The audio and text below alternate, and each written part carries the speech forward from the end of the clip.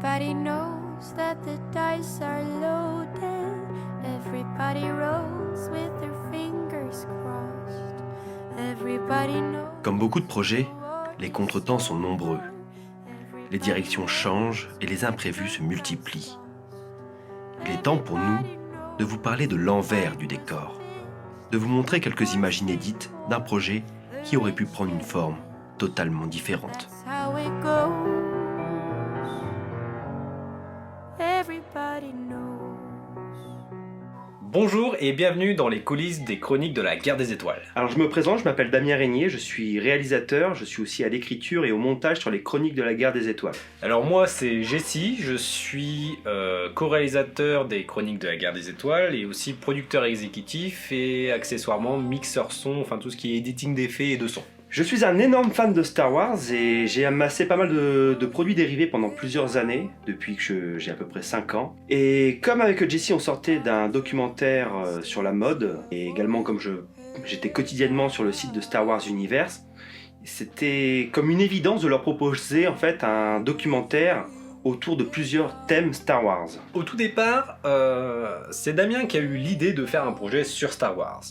Moi je l'avoue, et je l'ai dit dans beaucoup de commentaires, si vous avez vu le nom Action Badass, c'est moi-même, dans les commentaires, qui disait souvent « Je suis pas fan de Star Wars à la base. Je respecte l'œuvre et pour ce que ça a amené au monde du cinéma, mais en parler plus ou moins, j'étais pas plus que ça pour quoi. » Mais Damien avait très bien défendu son bébé et en se mettant autour d'une table, on a discuté et c'est vrai qu'il y avait un intérêt certain de développer une chronique autour de Star Wars. On leur a proposé en fait une collaboration avec Dinowing Productions pour créer une série documentaire avec une partie documentaire et une partie fiction. Avant que Damien m'en parle, Star Wars Univers je ne connaissais pas. Après j'ai vite appris que c'était quand même quelque chose de très connu depuis les années 90, depuis l'arrivée et l'émergence d'Internet on va dire en général, et qui se sont vite assis en termes de référence franco-française, enfin française plutôt, sur l'univers Star Wars. Une fois que le projet était validé avec Star Wars Universe, en fait, on n'a pas eu vraiment eu de mal à déterminer les thèmes, parce que les thèmes, ils sont venus tout naturellement. Le souci, c'est qu'au début, nous, on voulait vraiment faire un mix entre une fiction, c'est-à-dire avec un scénario, et une partie documentaire en plus. Personnellement, pourquoi finalement j'ai dit oui à tout ça alors que j'étais pas fan de Star Wars, ni je connaissais, comme dirait, ni Adam ni Ève. Finalement parce que j'y voyais un certain intérêt. Avec Damien, on venait de sortir d'un projet documentaire, un autre, sur la mode, que vous verrez prochainement arriver sur la chaîne, on va le rediffuser, donc sur la chaîne Dinowing. Et en fait, j'ai voyé un projet un peu plus important, un peu plus ambitieux. On avait budgétisé, on avait fait tout un détail de profil qu'on voulait rencontrer, et donc j'y voyais en tant que producteur exécutif l'intérêt de réussir à mettre tout ça en boîte. On voulait aller voir les fans de Star Wars sur différents médias, différentes plateformes, dans différents domaines, pour qu'ils nous parlent un peu de leur expérience très personnelle, pour ensuite agrémenter, enfin surtout pour agrémenter en fait ce documentaire. Et finalement, avec Damien, on a réussi. On a largement réussi parce qu'on a même été plus ambitieux que sur les profils de départ. On a fait toutes les plus grosses conventions sur Star Wars par chez nous avant le Covid. Et c'était quelque chose...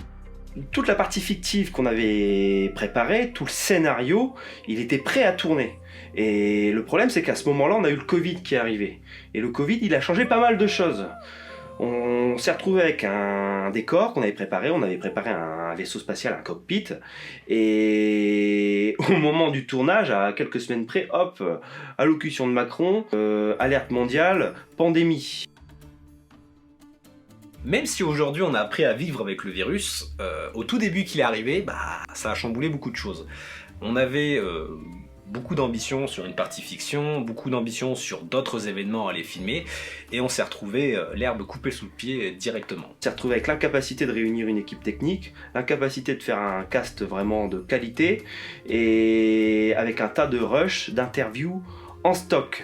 Et on s'est dit, mais qu'est-ce qu'on doit faire? Et cette partie-là, elle était très laborieuse parce qu'il a fallu vraiment remixer le projet, essayer de retrouver une solution en urgence, et cette solution en urgence-là nous a pris entre 3 et 6 mois, si je dis pas de bêtises. Donc du coup, on a dû faire une balance entre nos envies, le budget, la faisabilité avec le Covid, et tout ça avec le planning de toutes nos équipes. Une fois qu'on a décidé du réajustement du projet, c'est-à-dire de réembrayer sur autre chose, on avait des interviews en stock. On avait pas mal d'écriture, un scénario qui était quand même abouti, tout était écrit. Et on avait toute une partie fictive qui était partie à la poubelle. Donc ce qu'on a fait, c'est qu'on s'est appuyé sur ce qu'on avait, c'est-à-dire des intervenants de qualité, des interventions de qualité, pardon, des interviews vraiment complètes, et on s'est dit on va utiliser ce matériel-là pour produire un documentaire autour de ça. Donc on a un petit peu changé les choses. On est parti d'un projet vraiment purement hybride 50-50 à un projet totalement réécrit autour de nos intervenants. Et c'est là où le projet a vraiment pris forme tel qu'il est maintenant. Ce qu'on retiendra surtout autour du projet, c'est qu'on a eu un coup de bol monumental, il faut dire ce qui est, c'est qu'on avait quasiment filmé tous nos besoins d'interview, tous nos besoins d'images, de convention, avant le Covid. En gros, on avait tellement de matière sur laquelle se reposer que on avait, grosso modo, dans un point de vue production, 50% du travail de fait. On a eu aussi un gros coup de chance, c'est que Damien, qui était à l'écriture, avait tout écrit. Donc même si le projet est devenu vachement différent de ce qu'il était, parce qu'on avait une grosse part fiction, entre guillemets on avait une part documentaire fiction à 50-50, sans l'écrit de Damien et sans la matière première qu'on avait filmée, bah là on n'aurait peut-être même pas pu faire 50% de ce qu'on a fait aujourd'hui. Le plus intéressant en fait quand je me suis attelé à l'écriture, c'est de rebondir sur les réponses des uns et des autres pour respecter tous les avis. En fait, le plus intéressant avec ce projet-là, c'est au début, je pensais naïvement qu'il n'y avait qu'une façon de voir Star Wars et que ça serait facile de réunir les avis. Il y avait juste à diriger légèrement les interviews pour avoir un ensemble relativement harmonieux. Et en fait, on s'est aperçu non, pas du tout. Tout le monde avait un avis radicalement différent sur la saga, mais sur des points vraiment différents, où on n'a pas un avis global, mais on a un mélange de différents avis, et c'était vraiment le plus intéressant. Comme on le disait, on avait une partie fiction qui était très importante, donc qui faisait appel à des techniques de tournage assez classiques, je pourrais dire un studio de tournage, un décor, de l'actorat, enfin quelque chose qui fonctionnait, qu'on maîtrisait. Le souci de cette réorganisation, on a dû tout de suite avoir un besoin d'illustration. C'est-à-dire que même si on avait toutes nos rushs de convention, nos interventions, il fallait illustrer les propos. Donc il y avait un gros besoin d'archives. Une fois qu'on avait trouvé la direction du projet, une fois qu'on savait comment écrire et comment combiner les différentes interviews, en fait, on s'est rattaché sur une équipe technique de confiance. On a réduit le groupe de travail pour travailler de façon rapide et constructive. On pensait qu'on avait déjà perdu assez de temps comme ça, il fallait aller vite. Il nous fallait donc une nouvelle technique pour mettre ça en image. On a testé par des micro-tournages d'illustration, on a testé, je me souviens, on avait fait passer toute une soirée à faire des tests avec Damien d'illustration, et en fait on a vu que cette technique-là qui nous intéressait était très accessible, il fallait juste de la pratique et prendre du temps. C'est pour ça que pendant que Damien s'était réorganisé au niveau de l'écriture du projet qui était déjà bien écrit, mais qu'il a réécrit pour le réorienter sous une nouvelle forme, à côté je me suis réorienté sur l'apprentissage de ces techniques. Pour l'anecdote, quelqu'un dans l'équipe a eu aussi le Covid. Du coup, on a trouvé une organisation assez simple. Damien, qui avait déjà l'écrit en tête et tout, il savait ce qu'il avait besoin en termes d'image, faisait la conception de l'illustration en termes de réalisation classique.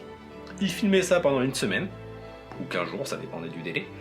Il m'envoyait tout, je recevais ça à la maison, et moi, pendant une semaine, 15 jours, je faisais tous les traitements numériques qui s'imposaient. Donc c'est pour ça que les premiers épisodes, il y a assez peu de fiction.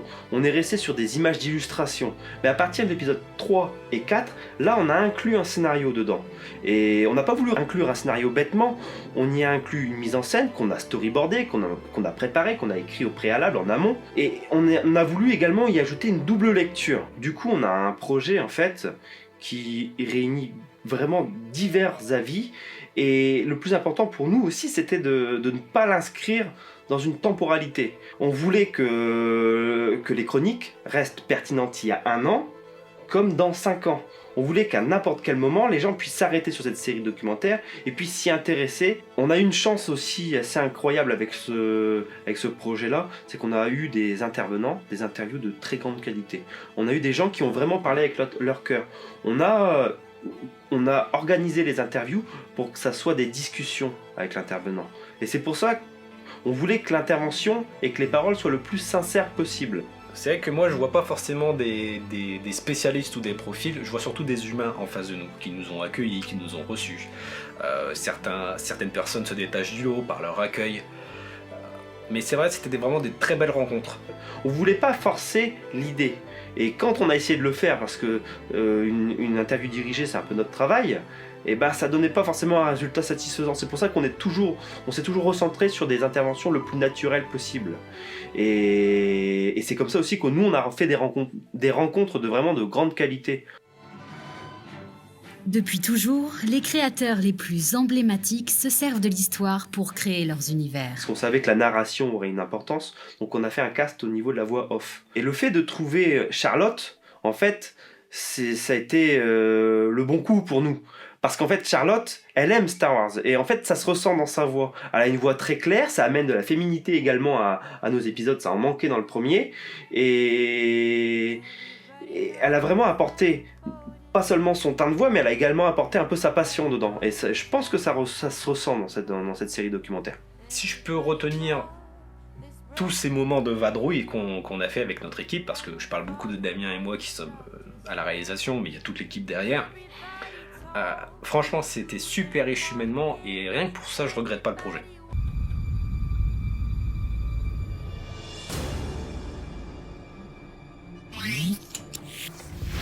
Capi, tu m'entends, on a été touché. Quand on prépare un projet au début et qu'on a une intention précise, parce qu'elle était très précise, elle a été préparée, le fait qu'une pandémie chamboule, aussi dure soit-elle humainement pour tout le monde, bah ça plaît jamais à un réalisateur de chambouler à ce point-là son projet.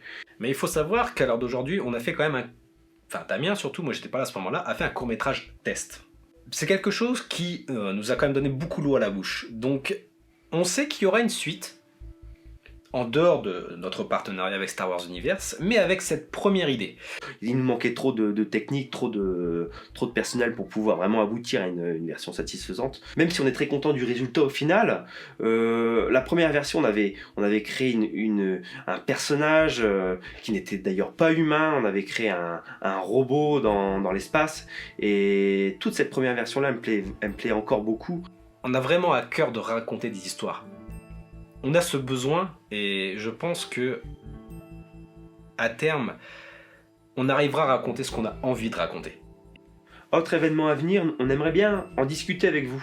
Discuter des passionnés de vidéo, des passionnés Star Wars. On aimerait bien organiser un live pour pouvoir échanger tout simplement avec les gens qui ont aimé le projet ou les gens qui n'ont pas aimé le projet. Si vous avez des questions sur le projet en lui-même ou des questions de production du visuel, quelconque, n'hésitez pas, on serait vraiment super ravis de parler de chacun de nos postes, que ce soit à l'écriture, à la réalisation pour Damien, moi en termes d'editing et puis bon, co-réalisation aussi. Mais on serait vraiment très content de pouvoir partager notre passion avec vous. Et j'espère pouvoir en parler avec vous en live par la suite, en tout cas pour ceux qui veulent. Et je vous dis à bientôt. Salut!